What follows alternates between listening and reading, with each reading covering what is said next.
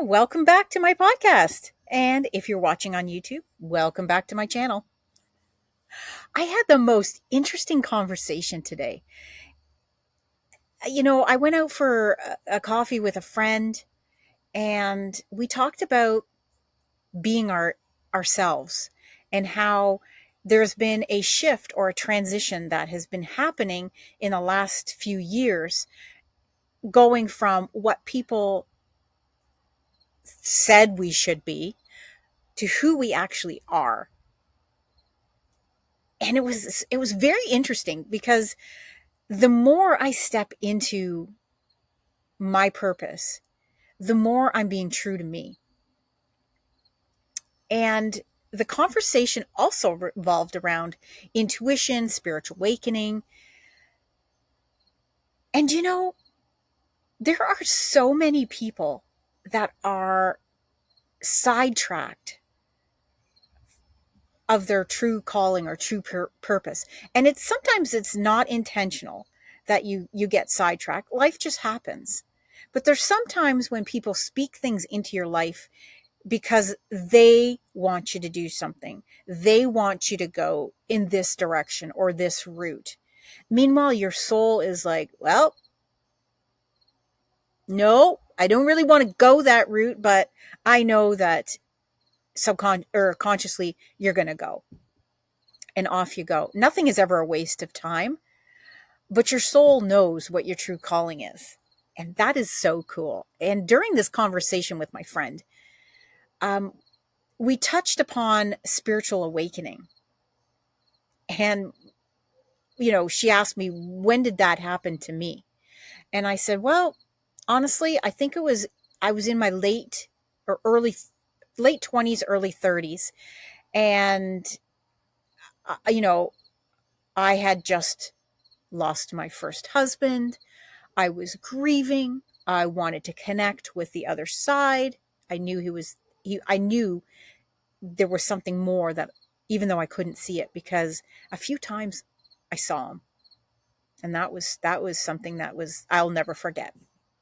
But I crave that. And I didn't have a family that supported me. It's not that they didn't support me.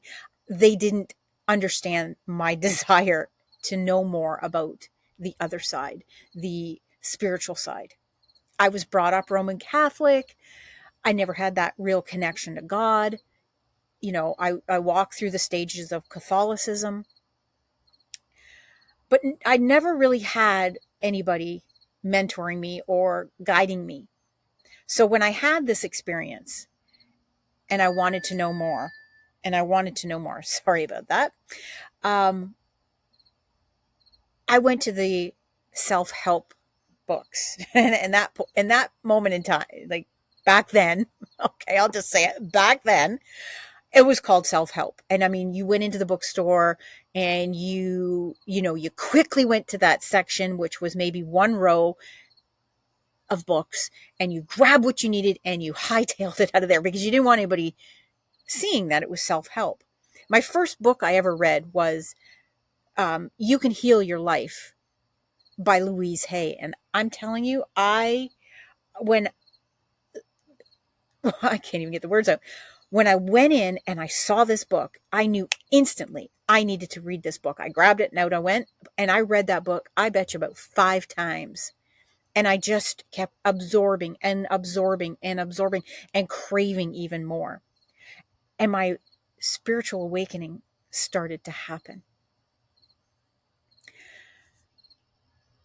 I just mentioned that I didn't have anybody around me, but as my awakening happened, I would be over at my grandmother's house, and I would go there every Wednesday for dinner.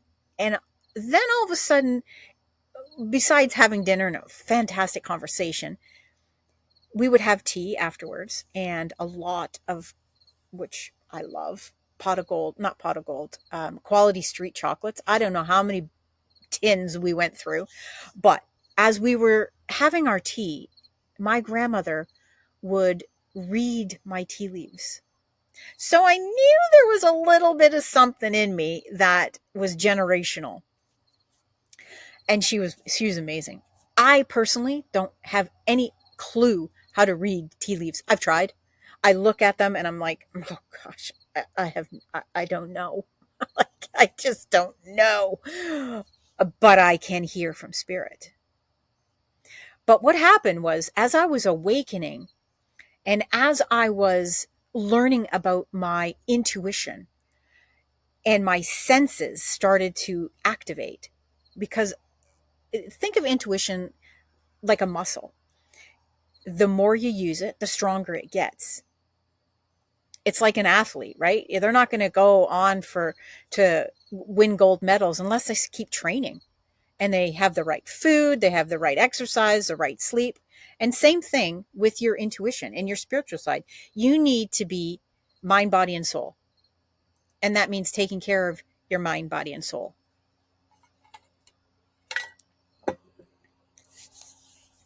So as I was learning and developing my senses,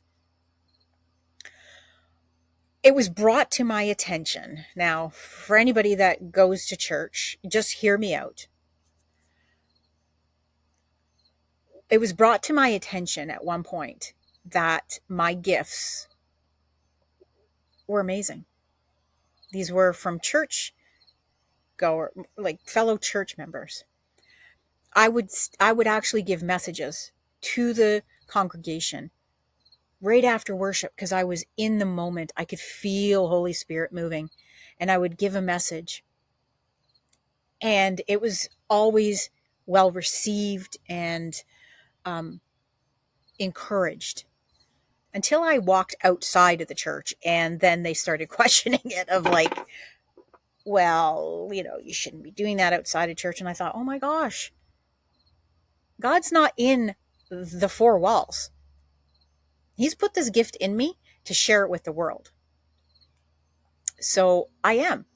And eventually they understood what I was being called to do, and the fact that I was in the light and I was not in any darkness. And as my intuition grew, things started to become more and more available to me. I would know things. I would see things. I would sense things. I'd have messages for people. And I love that.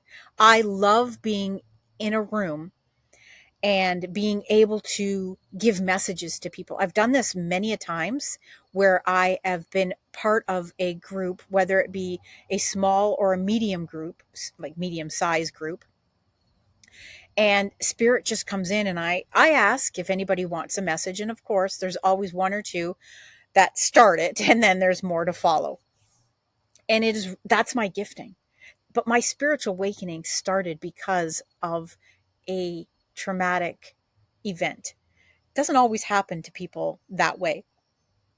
You can have the spiritual awakening because people are planting seeds over and over and they're watering them. So sometimes people can go to a conference or a concert and all of a sudden they get this stirring in them and it starts to happen. Their spiritual side starts to awaken. I also have some friends that say, I'm not spiritual. And it's like, oh my gosh, you are. You are. You have that ability to channel a message. You just don't, whether you don't believe it or trust it. But they're slowly coming around. So, what about you? Have you ever had a spiritual awakening? Or if you've already had the spiritual awakening, are you exercising your muscles, your intuition, your spiritual side? That's where the magic happens. It's when you start to believe in your gifts, in your spiritual side, that connection. When you start to believe, that's when the miracles or manifestations, if you want to call it that, manifestations happen. If you've listened to my episode 21 or watched my episode 21, you will hear that I wrestled with God and I had some serious questions that I wanted answered. He answered them. he also put it in me that the dreams and goals that I have are going to come to fruition. And these dreams and goals, they're big. I'm just telling you right now, they're big.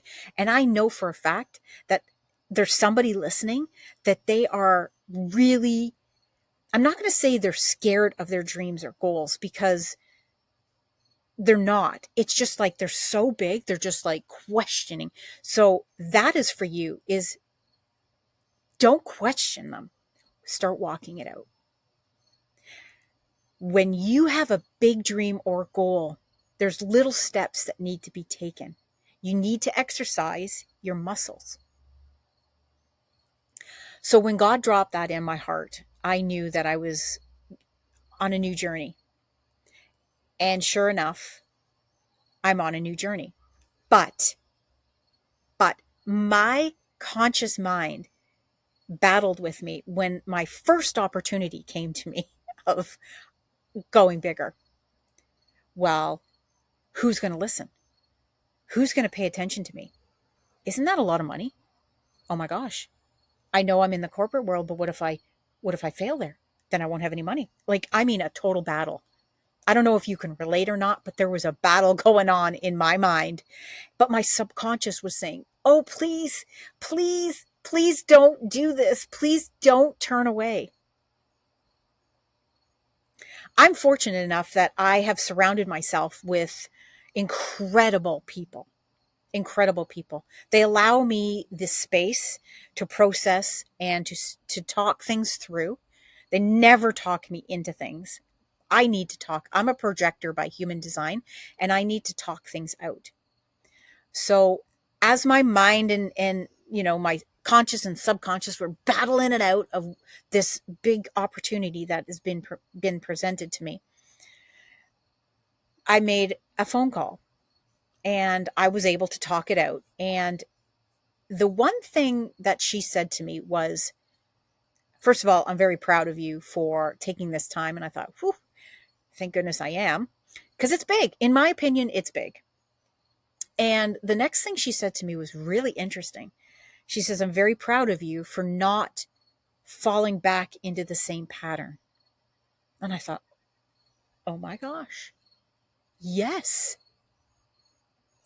yes, I am growing just like my spiritual gifts.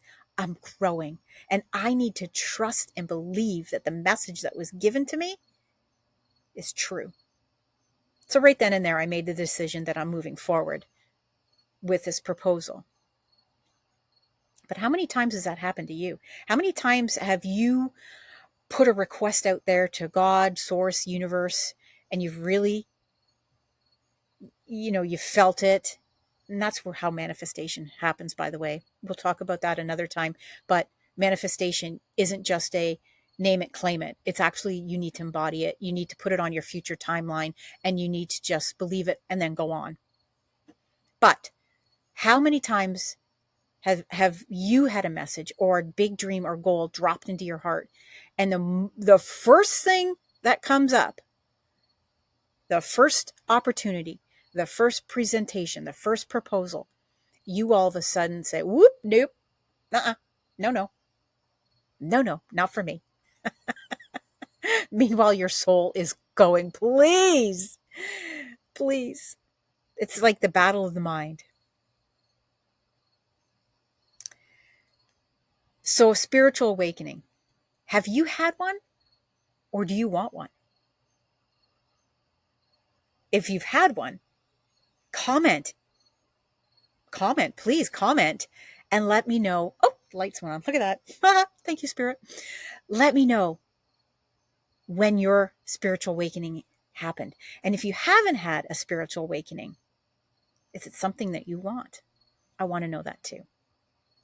So until next time, I want you to stay strong, keep flexing those muscles, and watch for the signs and wonders that come from believing bigger.